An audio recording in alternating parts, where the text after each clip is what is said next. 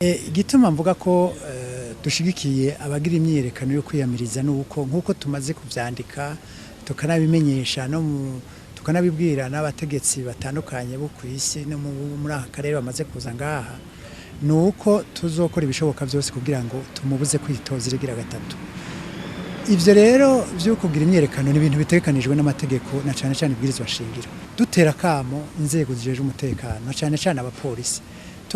Tubabarira tutinyabuna mwikubitagasha ntimuhirahire ngo mutwaze nyabahururu ngo mutwaze agashavu gatumwe n'ababarongora bamwe bagomba yuko mukorera umugambwe aho gukorera igihugu, kuko nta kuntu buba baraherekeje abariko bagira imyiyerekano yo gushigikira ugomba guhonyanga amasezerano y'Arusha n'ibwirizwa shingiro hanyuma ngo bace baza gutoteza abagomba kugira imyiyerekano yo gushigikira amasezerano y'Arusha n'ibwirizwa shingiro, kandi abo basoda n'abo bapolisi nyene ari bo bategerezwa kuba bambere mu guhagararira amasezerano y'Arusha n'ibwirizwa shingiro. Tusha turanakebura bashikiriza amanza na cyane cyane narakoze muri ugo gwego bamenye ko batokoreshwa n'abanyapolitiki. Nama ndabivuga amareta yama yahejeje ibiringo hakaza yani mugabo umushikiriza amanza afise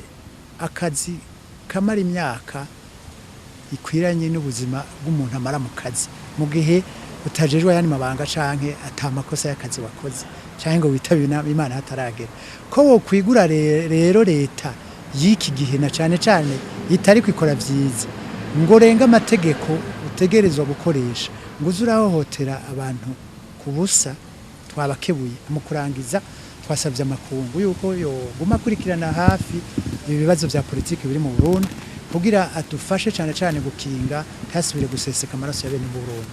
Tunabasaba mbere ko bodufasha gucunga bimwe bikomeye umuguseni kugira ntusubire guhirika amatora ku neza y'umuntu umwe canke kugagwi k'abantu bake.